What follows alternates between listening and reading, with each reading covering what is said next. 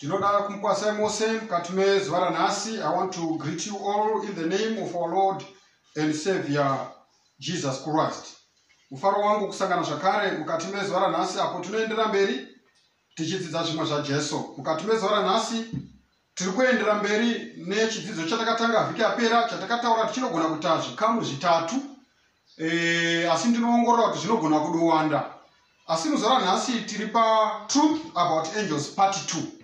Zvokwadi iri pakati pebasa rengirozi tiri pachigava chechipiri, Unraveling the Mystery of Ages. Tiri kupenengura zvezvimwe zvakavanzika zvamakore zvatinovhurikwa chiwendo chidoko mukati mebhaibheri kuti tihwisise zvimwe zvakavanzika pamusoro pengirozi.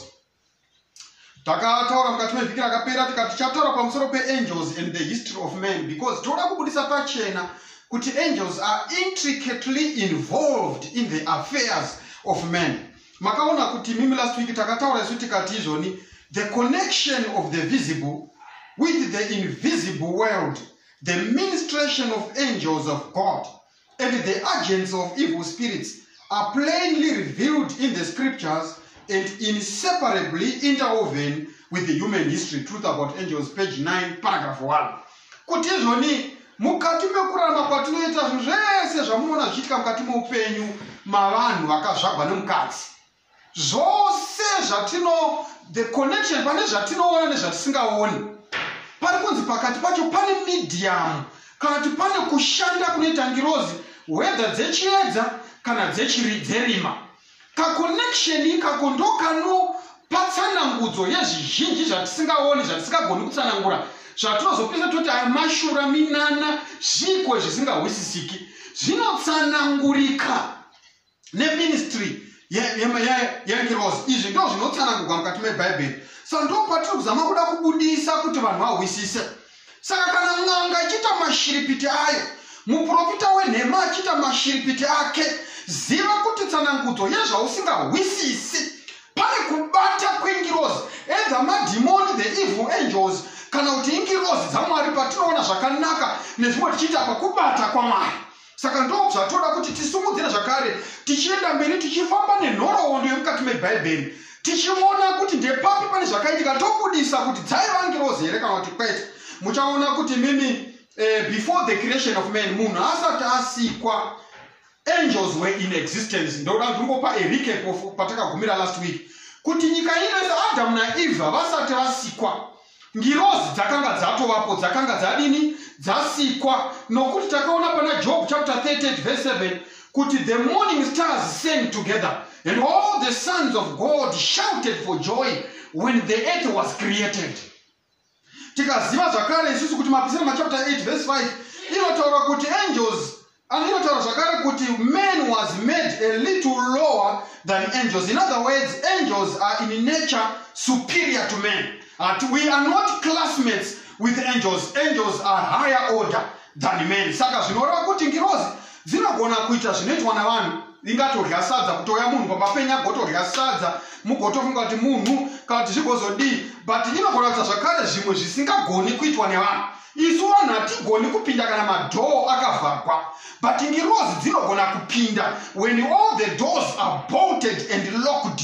Yes, you can lock your doors against thieves, but you cannot lock your doors against spirits or against angels. Ndo zvataida kuti ngobudisa. Regai tipfuurire mberi nepatakazonyatsokusiya tibatanidze nenyaya nhasi patapinda papart 2. Muchaona kuti izvoni Satani wapanduka kudenga patakasiya last week, ndo takasiya achangodzingwa akandikwa pano pasi. Satani wapanduka kudenga. Mukaverenga bhuku rinonzi This Day with God, page 256, kana kuti bhuku rinonzi Truth About Angels, page 45, paragraph 1, rinoti Christ had worked in the heavenly courts to convince Satan of his terrible error, till at last the evil one and his sympathizers were found in open rebellion against God himself. Christ, as commander of heaven, was appointed to put down the rebellion. Then there was war in heaven. Chapter 12, verse 7 to 9. In other words, there was war in heaven. Michael and his angels fought, and Satan and his angels also fought. vakakurirwa and they were expelled in heaven. Mozona pana zvakazorwa chapter 12 verse 7 to 9 ndobva vakandikwa pano pasi.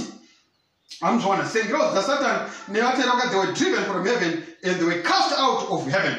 Saka zvinonzi Satani wadzingwa kumusoro kudenga. Zvinonzi chiriporipoto Satani wadzingwa kusoro kudenga. Zvinonzi Satan stood in amazement at his new condition. His happiness was gone. He looked upon the angels who with him were once happy, but who had been expelled from heaven. Now all seemed changed. Countenances which had reflected the image of their maker were gloomy and despairing. Strife, discord, and bitter recrimination were among them. Satan now beholds the terrible results of his rebellion. He shuddered and feared to face the future and to contemplate the end of these things. Truth about angels, page 46. Panapa tinobudisigwa panapa nemweya wechiprofita kuti Satan paakadzingwa when he was cast out of heaven. His happiness was now gone. Ndopaakahwisisa the consequences of his rebellion. Zvikanzi ngirozi dzaakadzingwa nadzo. Their countenance yakanga ichigoita beam with the glory and the panoply of heaven. Yakanga yabva. Zvikanzi akazotanga kutendekana nezvikumwe nokupomerana. Zvikanzi Satani akanga akuona zvino kuti future yake nemhezi yake ichagovei. Things were now different. Zvikanzi kwanzi ipapo dzadzingwa kudenga. Pane nguva dzaisangana ngirozi dzekudenga dzichirumbidza nokupa Mwari rukudzo. Nguva yayo payakasvika. Zvinonzi Satani wakahwa rudimha nemumusiki ichirira.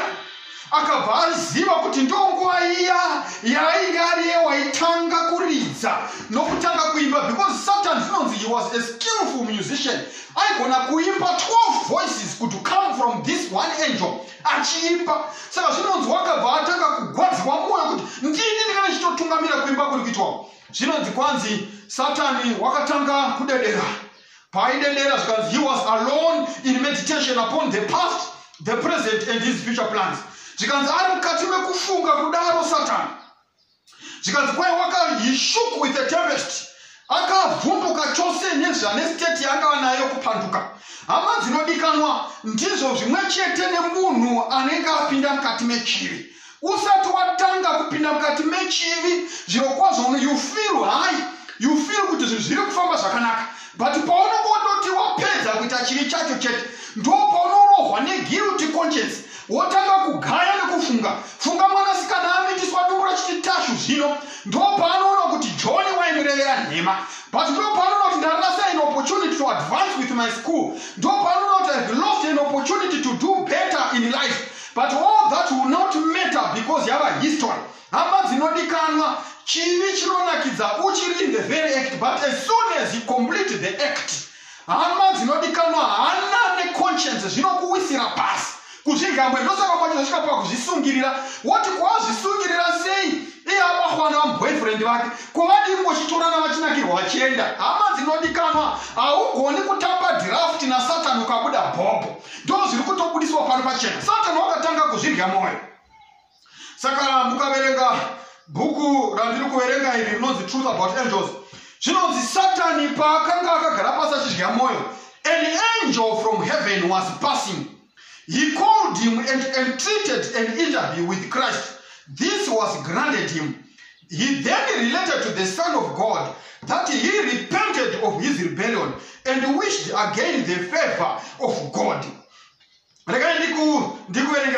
Christ wept at Satan's war, but he told him as the mind of God that he could never be received back into heaven. The seeds of rebellion were still with him. Spirit of Christ, volume 1, page 20. Kuti Satan wakafunga akaona ngirozi yekudenga ichikrosa. Zvikanzi ndinotitaurirawo mudhara kuti ndokumbirawo kuti ndimbosangana nawo. Ndokubva agrandiwa interview ndokugara pasi naKristu. Zvinonzi paakanga agere naye pasi, anomuti aiwa ndidzoserewo patakanga ndiri. Ndaona kuresa kwangu zverebellion zvaaiwa zvichagoni. Zvikanzi Christ speaking with the mind of God, that mind which has the foreknowledge of God. Zvikanzi when he spoke with the mind of God, he told him that he could never be received back into heaven. Why? Because the seeds of rebellion were still with him. Heaven was never going to be secure with him in the heavens. Saka Satan wadzingwa kudenga patakasiya vhiki yapera. Zvinonzi ngirozi zhinji dzakasara dziri loya kudenga dzakachema dzichiona medzisiro yengirozi dzakapanduka. Zvikanzi kwanzi Mwari achipedza kudzinga Satan nengirozi dzake the 1/3 dzakapanduka. He immediately consulted Jesus in regard to at once carrying out their purpose to make men to inhabit the earth. Pana patinobuliswa pachena kuti Mwari akakasira kukonsultana na Jesu ndokusika munhu kuti aite inhabit the earth. Mwari vanga vane zano rokuti vasike munhu agogara panyika. Asi Satan ndokuti agodoti, why was I not consulted in the creation of man? Saka paita sokuti paita interlude pana. Saka zvinonzi hondo yaita kudenga Satan ndobva adzingwa. After Satan was cast out of heaven, God the Father quickly consulted Jesus so that they can put into action their plan to create man. Saka ndinoti mubate fungwa yekuti munhu akasikwa Satan nengirozi dzake vatoitwa cast out of heaven. Vaka vatodzingwa kudenga. Ndo panozosikwa munhu. Saka munhu ari kutosikwa, rebellion yatoitika. Satan watodzingwa kudenga nengirozi dzake. Ndo patinoenda pana Genesis chapter 1. Mwari wakusika manje denga nenyika nomunhu. Zviri kuitika Satan wadzingwa out of heaven. Rebellion had occurred and the devil had been cast out. Saka mtona pala kuti Adam achisikwa. Zvinonzi he was endowed with the powers of mind superior to any living creature that he had made. His mental powers were but a little lower than those of angels. Psalm 8 verse 5. Zvikanzi panapa Mwari panopedza kusika Adam na Eva, vakamusika vakamuisa mu garden of Eden. Ndo makaiswa imomo. But ndoda kuti mubate fungwa iyi. God created man for his own glory, that after test and trial, the human family might become one with the heavenly family. It was God's purpose to repopulate heaven with the human family.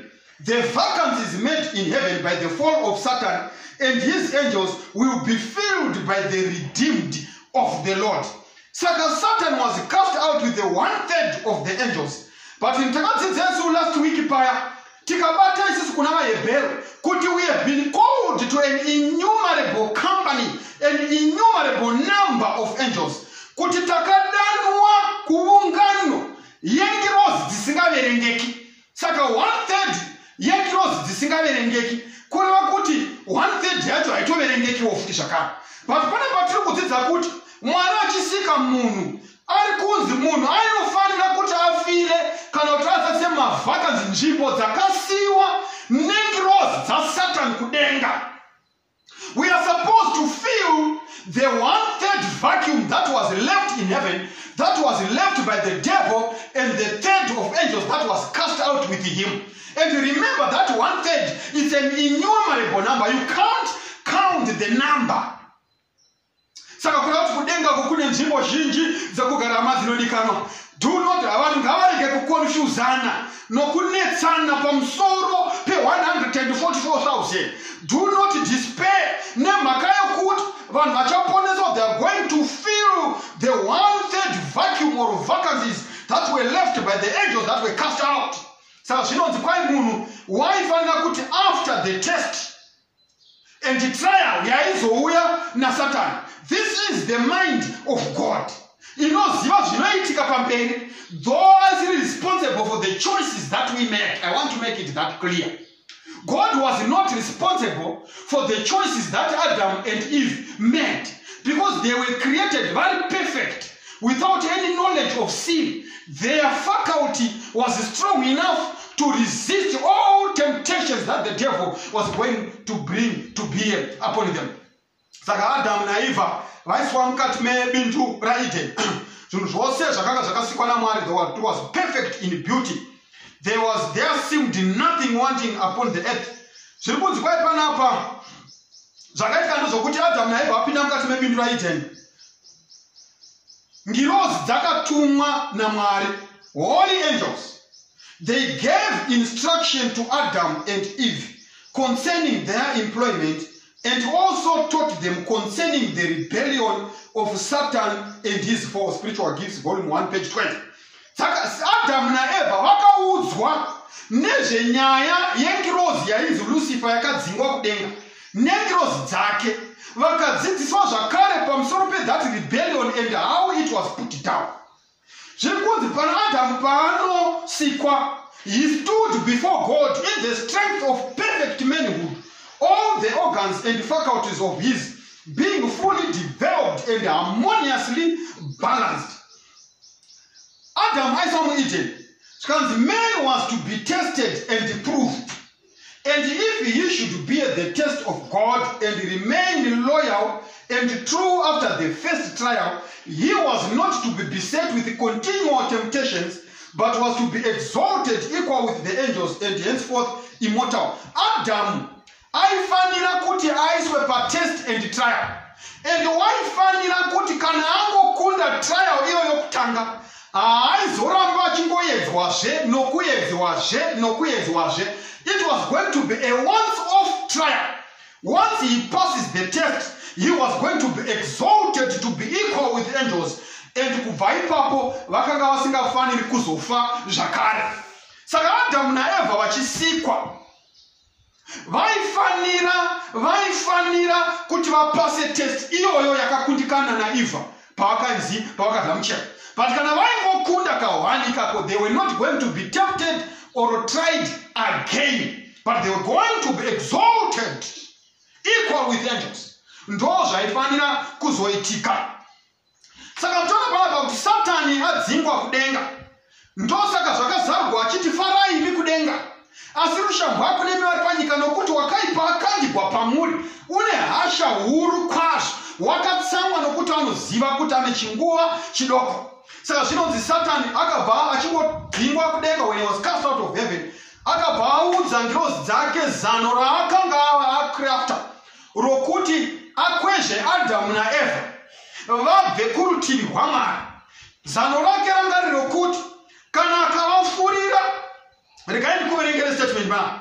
Satan informed his angels of his plans to wrest from God the noble Adam and his companion Eve. If he could in any way beguile them to disobedience, God would make some provision whereby they might be pardoned, and then himself and all the fallen angels would be in a fair way to share with them of God's mercy. If this should fail, they could unite with Adam and Eve, for when once they should transgress the law of God, they would be subject of God's wrath like themselves. Saka Satan unoti kungirozi dzake, isu tinofanira kuti wine Adamu naEvha. Kana tavahwina, kana Mwari akauya nezano renyasha rekuponesa Adamu naEvha, zvinenge zvichingoriwo fair kuti nyangwe nesuwo totoitawo participate in that plan tidzikinirwewo. Ndo zviri kutaura naSatani. But rangarirai kuti Christ, speaking with the mind of God, he had already told the devil that the seeds of rebellion were still with him. He could not be accepted back into heaven.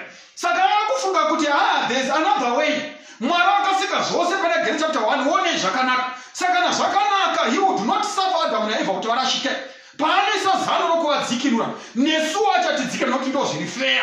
Ndo zviri kutaurwa naSatani pana. Saka Satani unogadzira zano rake, wagadzira zano rake, anoti I want to prove to the worlds which God has created and to the heavenly intelligences that it was an impossibility to keep the law of God. Ndo pane hondo ya Satani. Hondo ya Satani iri kuti izvo hazvigoneki kuchengeta murayiro yaMwari. Hama dzinodikanwa even today, the whole Christendom, maKristu ose pasi rose vabatana pakupandukira Mwari, vachiti mutemo waMwari hauchengeteki. Ndo pakatsika Satani kuti chidhambakura tamba-tamba asi mutamba-tamba asi muhwenda kabata, achiti pano zvirokwazvo mutemo waMwari hauchengeteki.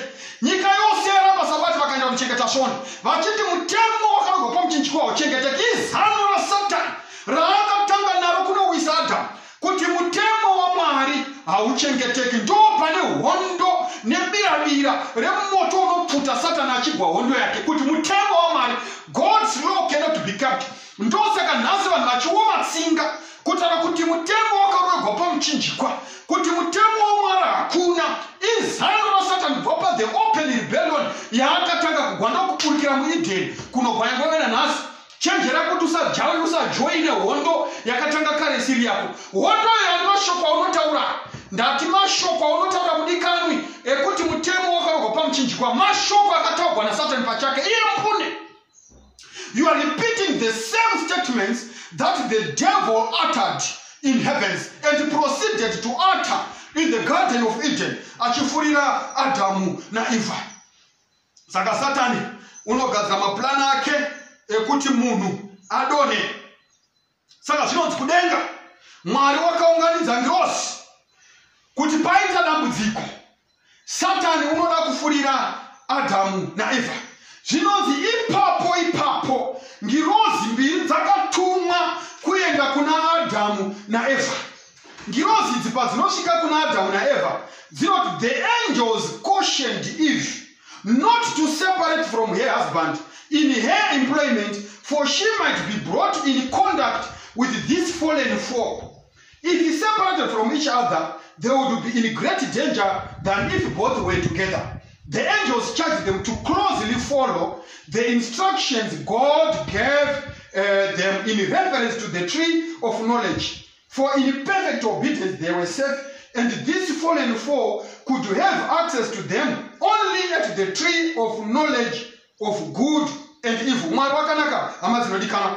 Adamu na Eva vari kunzi vakanga vasingazomboedzwi pane zvimwe zvinhu zvose vaingozongonedzwa chete pamuti one wekuziva zvakaipa nezvakanaka. Saka their temptation or trial was confined to only one tree. Ndoda tumubate zvakanaka muone the fairness of God. Kune vanhu vatadza kunamata Mwari vachifunga kuti God is not fair in his dealings. But panapa tiri kuudzwa kuti Adamu na Eva vakanga vasingazotemutwi in everything that had been created.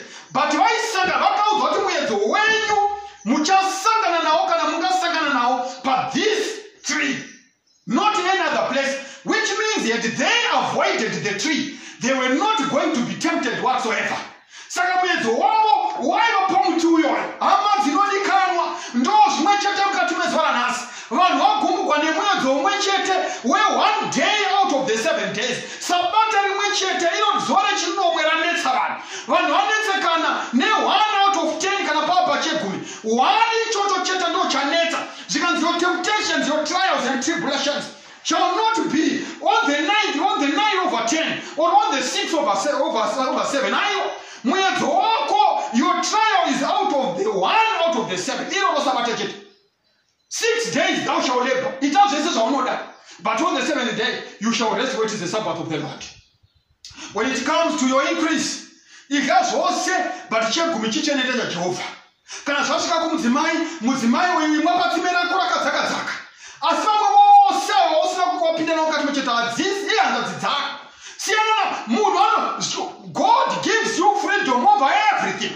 Only one thing is retained, and we still say zvakaoma. Hama dzinodikanwa zvikanzi Adamu naEva vakaudzwa kuti hayo ipapo pamuti one uyoyo ndiwo woga wauchasangana nemiedzo. Zvinonzi Adamu naEve, they assured the angels that they should never transgress the express command of God, for it was their highest pleasure to do his will. Spirit of Prophets, volume 1, page 34. Kwai vakapa assurance kuti big up, fear not. Aiwa hatisi kuzoizwa pa one chete tinokunda. Amuzvona usatya kwani zvakataramukana pana Genesis chapter 3 verse 1 to 5.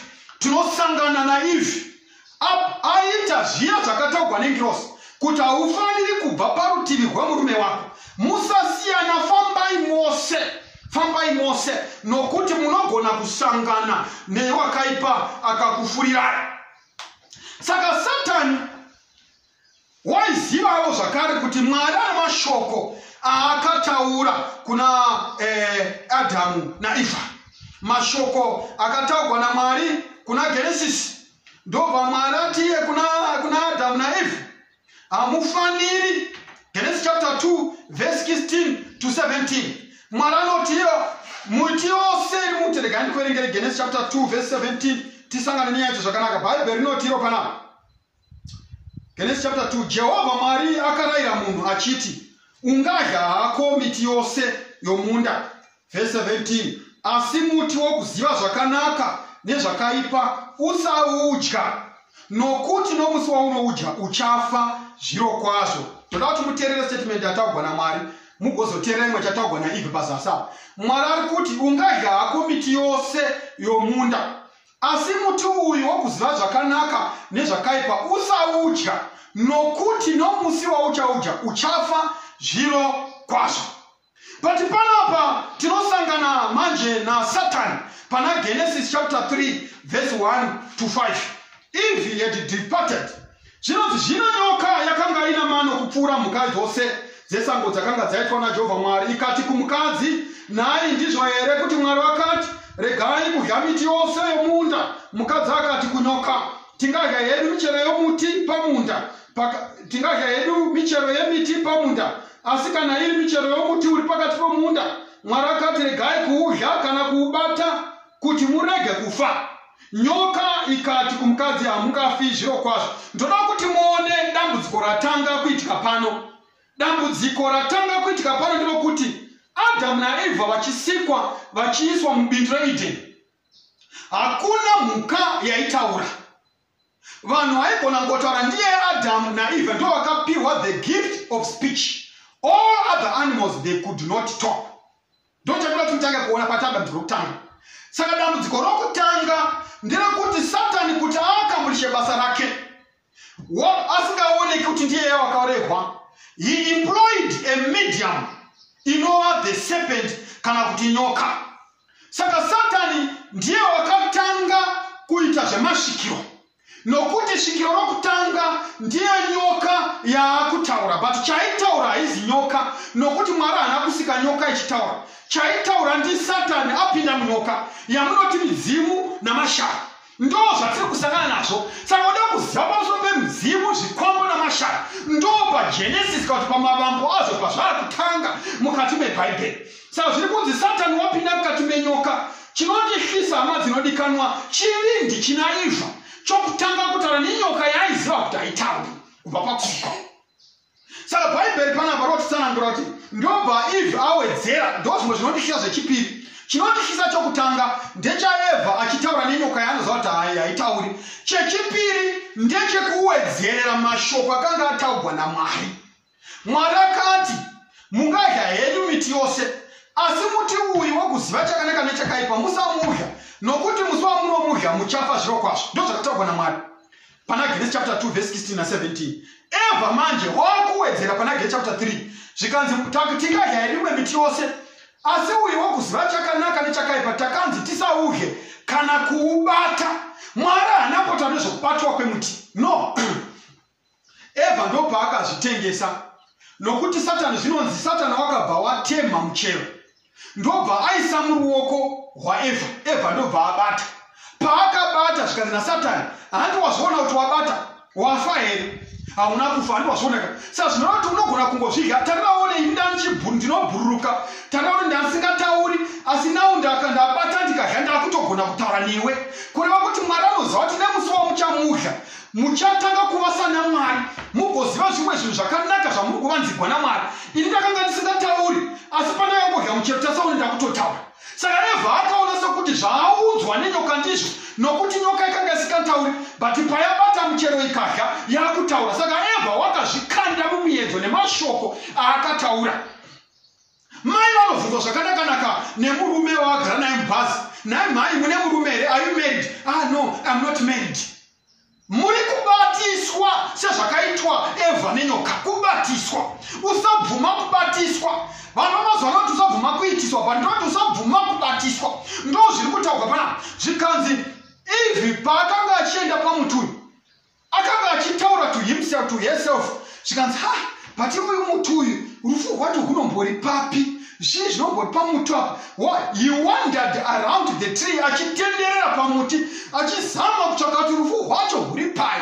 Zvikanzi Satan overheard his words. Saka Eva wakazvitengesa nemashoko aakavhebhalaiza. Saka paanowa nyoka ichitaura zvanga zviri mupfungwa dzake, izvozvo ndo zvakamutengesa. Hama dzinodikanwa, zvinonzi Eva he was beguiled, flattered and infatuated. Ndokutora muchero ndokubva ahya. Paakahya zvinonzi wakawa maari achita sekuti akuwa zviri nani. Mumbiri iri kuwa zviri nani, akawa sokuti apinda pane imwe sphere inonakidza stereki. Akazviwa sokuti kune zvimwe zvinhu zvakuitika maari. Zvikanzi kwai panapa with the intense interest the whole universe watched the conflict that was to decide the position of Adam and Eve. How attentively the angels listened to the words of Satan, the originator of sin, as he placed his own ideas above the commands of God and sought to make of none effect the law of God through his deceptive reasoning. How anxiously they waited to see if the holy pair would be deluded by the tempter and yield to his arts. With intense interest at the debate that was raging on between Eve and Satan. Each time when we get into temptation, Denga Rose watches with intense interest. How is the battle going to pan out? Jakafanana and Nandare rested here. Ndosaka Porach, we have been made a spectacle. Takaitwa, kune mafans agere kuma terraces. Vagere muma grandstand vachiona sezvinoitwa bhora richivokerwa. Vachiona mechi ichitambwa munhandare yeNational Sports Stadium. Why we have been made a spectacle. Each time when we get into the great controversy, remember kuti kuma grandstand, the evil angels and the good angels, the heavenly beings and these demonic beings, they are watching to see how the battle will pan out. In most cases, the angels of God, dzinovhara nemapapiro dzosvoda nokunyadzisa kwadzinoitwa nesu vatendi. Hama dzinodikanwa, ziva kuti paunopinda mukati memiedzo, paunopinda mukati mekuzungurwa nowakaipa, it is a match that is being watched by millions and thousands of angels to see who is going to be victorious, devil or Christ. Patika zhinji vana vaMwari tarasisa Mwari tichikundwa nowakaipa ndozvakaitika pana Eva. The tempter plucked the fruit and passed it to Eve. She took it in her hand. Now said the tempter, you were prohibited even from touching it lest you die. He told her that she would realize no more sense of evil and death in eating than in touching or handling the fruit. Eve was emboldened because she felt not the immediate signs of God's displeasure. She thought the words of the tempter all wise and correct. She ate and was delighted with the fruit. It seemed delicious to her taste. And she imagined that she realized in herself the wonderful effects of the fruit. My brothers and sisters, Eve wakadya muti. Wadya muti Eve. Zvinonzi Satan now used Eve to go and tempt Adam. Saka zvinonzi kwai muti wakatanga kudyiwa naEva haasi akatema. Aiwa, ndi Satan pachake, nyoka ndiyo akatemha muti ikaisa muruoko rwaEva. Eve ndobva abata.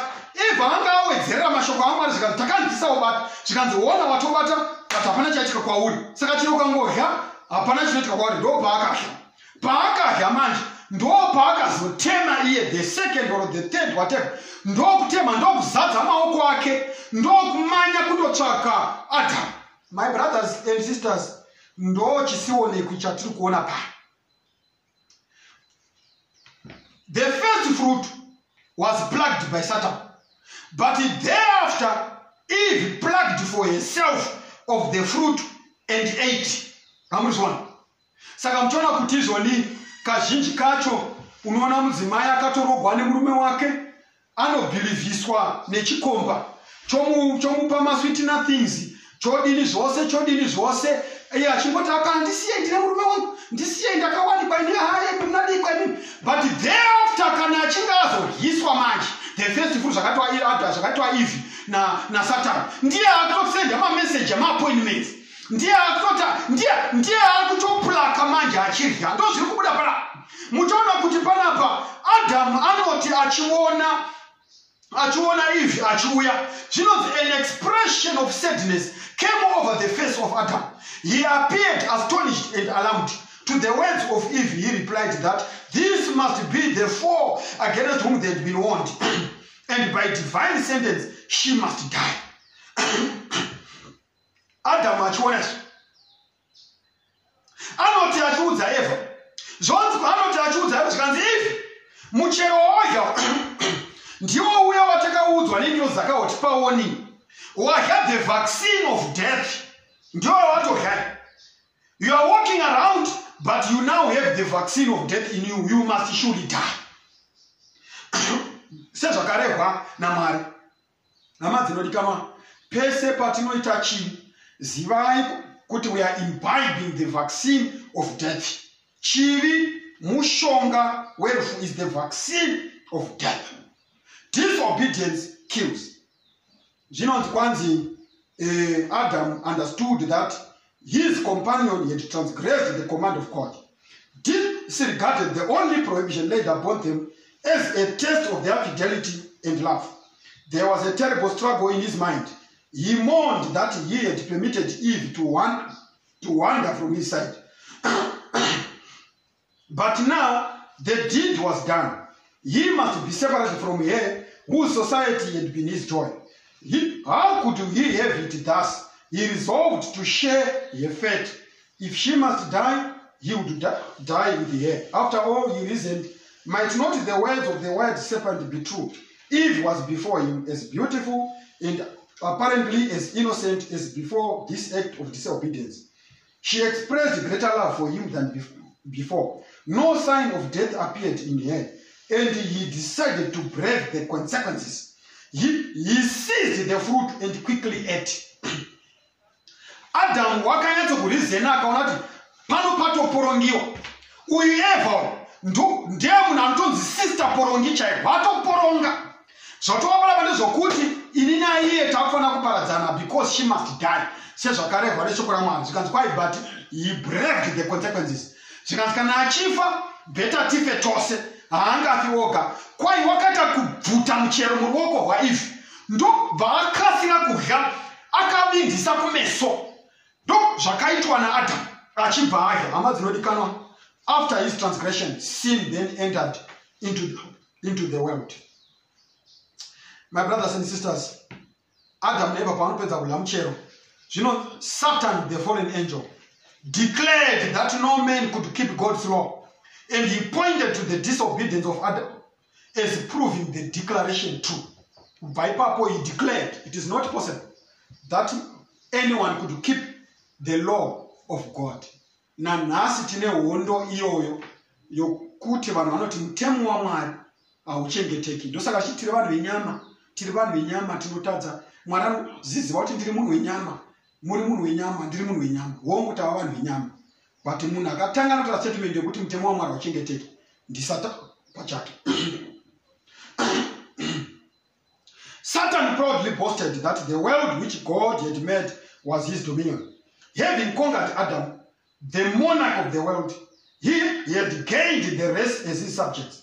And he should now possess Eden and make that his headquarters. And he would there establish his throne and be the monarch of the world. Excuse me. Zvinonzi Adam na Eva vatadza kudaro. Satan wakabata aiwa ini ndakunogara muEden. Ndo yakuzoitawo throne yangu, makandidzinga kuchigaro chenyu kudenga. But muEden munokuti ndindava the Adam of this world. Ndakundogara imomo. Ndo patinosangana kuna Genesis. Zvichinzi munhu akadzingwa muEden. Mwari amudzinga, he commissioned the cherubims. Ndobva atuma ngirozi makerubi kuti dzinde dzinorinda padero kupinda muEden, kuti Adamu naEva vasapindemo vakanodya muti woupenyu vakava vatadzi vanogara nokusingaperi. Saka they were driven out of Eden. Ndobva vadzingwa mubindu reEden pana Genesis chapter 3. Ndobva vadzingwa. But zvinonzi Adamu naEva vatadza kudaro, there was a meeting that was held in heaven. inonzi the council of peace. Kwai panosvika news mukati medenga rokuti Adamu naEvha vadonha, zvinonzi ngirozi dzakabvisa korona pamisoro yadzo dzikakanda pasi. All heaven was in agitation. A council was held to decide what must be done with the guilty pair. The council of peace yakagara pasi kudenga. Zvikanzi ngirozi dzakanga dzine anxiety. What is going to happen to Adam and Eve? Because the word of God said, in the day you eat, you shall surely die. Zvinonzi kwanzi panapa baba vakapinda mudare nomwanakomana, the father and Jesus. Zvikanzi 3 times Jesus was shut in by the glorious light about the father. Zvikanzi vakapinda kekutanga in the council of peace. No agreement was thrashed. Ndokubuda ndokupinda kechipiri. No agreement was thrashed. But zvikanzi kwai panapa, and the 3rd time he came from the father, his person could be seen. Then he made known to the angelic host that a way of escape had been made for lost men. Zvakazarwa chapter 5 verse 1 to 10. Ndo patinosangana nenyaya yacho ichitsanangurwa mumuono naJohani the Revelator. Pana zvakazarwa chapter 5 verse 1 to 10. Ndo paya patinosangana nenyaya. When the council of peace sat down, zvakatora 3 times for Father to agree to Christ coming down from heaven to die on us as a propitiation of our sins. Zvakazarwa chapter 5 verse 1. Zvino ndakaona muruoko rworudyi rwaiye wakanga wagere pachigaro choushe bhuku yakanyorwa mukati nokunze kwayo, yakanamatidzwa nezvisimbiso zvinomwe. Ipapo ndakaona mutumwa ane simba achidanidzira nenzwi guru achiti, ndianiko wakafanira kuti azarure bhuku iyi nokusunungura zvisimbiso zvayo? Hama dzinodikana pavhesi 3 yazvakazarwa chapter 5.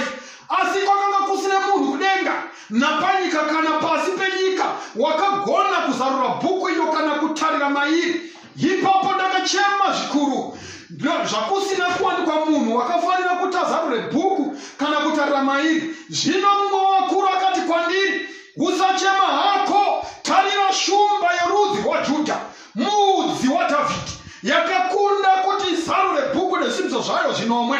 Zvino ndakaona pakati pechigaro choushe nezvisikwa zvipenyu 4 napakati pavakuru gwayana rimire rakaita serakabayiwa, rine nyanga 9 nemaso manomwe, iri mweya minomwe yaMwari yakatumwa kunyika dzose. Iyo gwayana rakauya rikatora bhuku muruoko rworudyi rwaiye wakanga agere pachigaro choushe. Zvino rakati ratora bhuku, zvisikwa zvipenyu 4 navakuru vana 24 vakauya pamberi pagwayana, mumwe nomumwe ane rudumbwa nendiro dzendarama dzakanga dzizere zvinonhuhwira. Iri minyengetero vatsvene, tiri kupiwa a glimpse of what happened in the council of peace. Zvinonzi kwanzi Christ prevailed to open the seals of the book. Zvikanzi kwaina John takachema ndiri muvision ndichioneswa ino kwashayikwa ngirozi, kwashayikwa munhu angavhura zvisimbiso zvebhuku. Zvikanzi kwai zvino imwe ngirozi yakati, usachema, tarira uone gwayana raMwari, iye Kristo mudzi waDhavhidhi.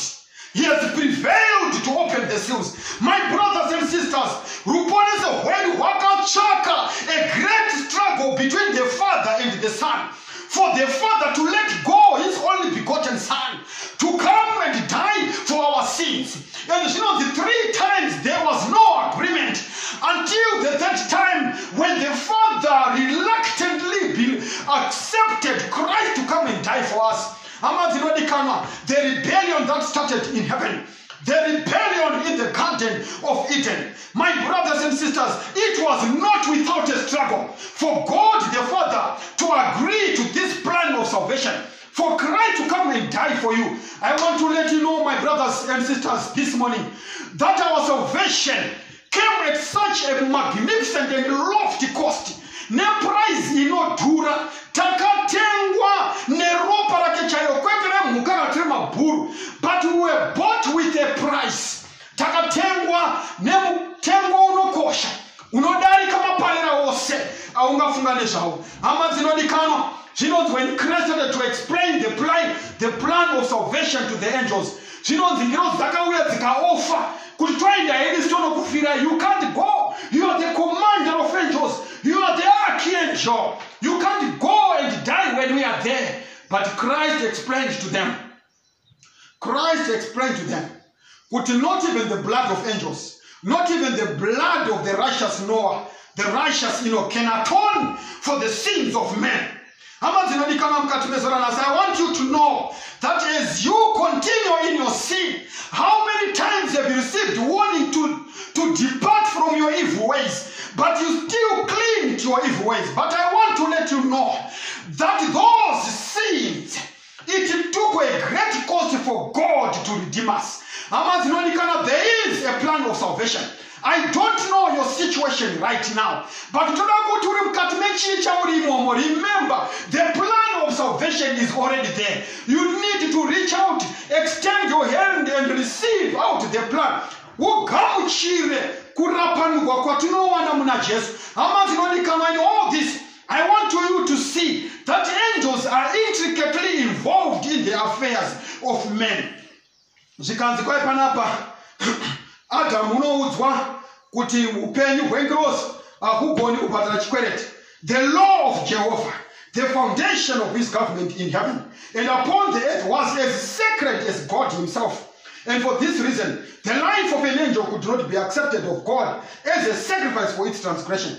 The Father could not abolish nor change one precept of his law to meet men in his fallen condition. But the Son of God, who had in unison with the Father created men, could make an atonement for men acceptable to God. Saka Adamu na Eva wanaudzwa kuti wangu matadza asi kwawani kwazani rekuti mungapiwa another second chance.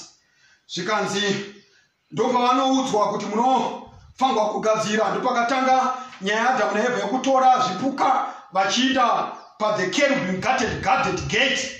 Pagedhi rakanga rakarindwa nemakerubhi ndopavaenda vachinoita an offering yemakwai vachiteura ropa iroro richisignifya ufu hwegwayana raMwari rataona kuna zvakazarurwa chapter 5.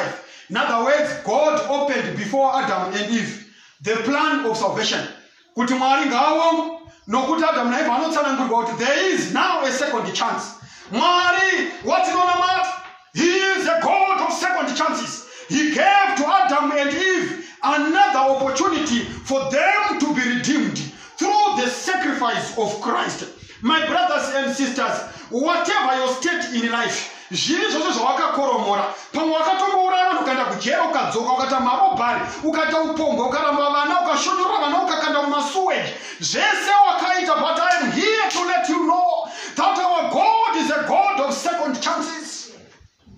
To Adam and Eve, they were given another second chance, another probation, that should they pass this test, they could then participate. Oh, my brothers and sisters, this morning I want you to know that we have been given second chances. Whatever your situation, whatever your estate in life, there is another probation that God granted us on the cross.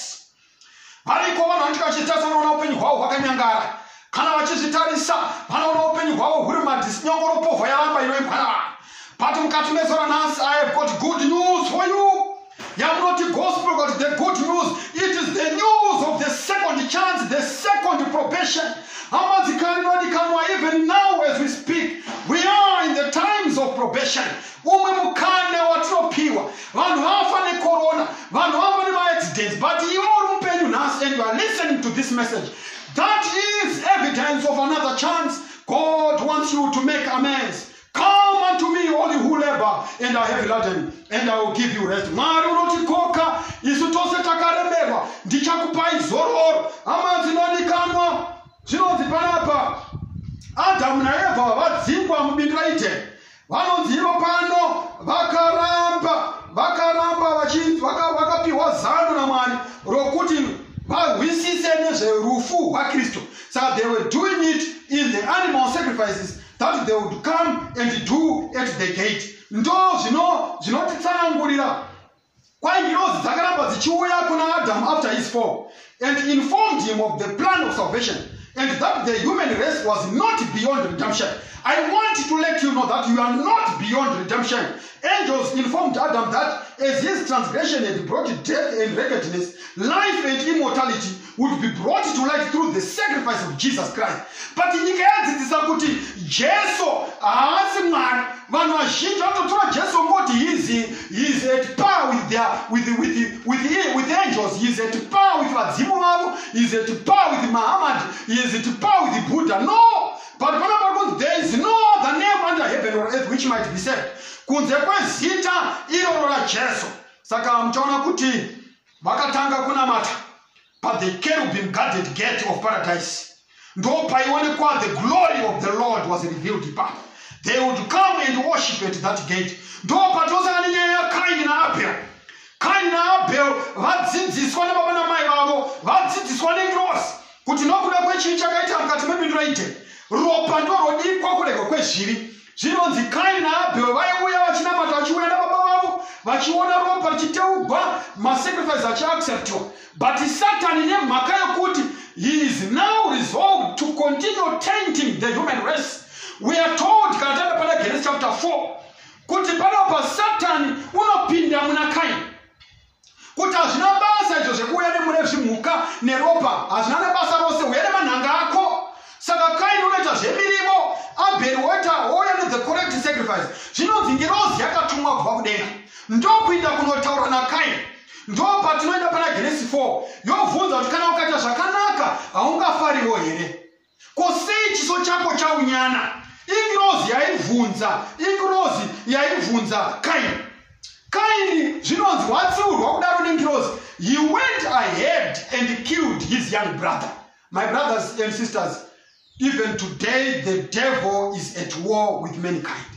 But we see the angels of God coming in between God and man and instructing men to do what is proper. So I'm talking about the connection of the visible and the invisible. The ministration of angels is plainly taught in the scriptures.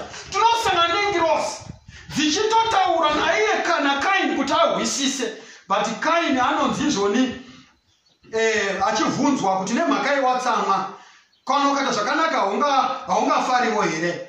Zvinonzi, but even after being faithfully instructed, Cain did not repent.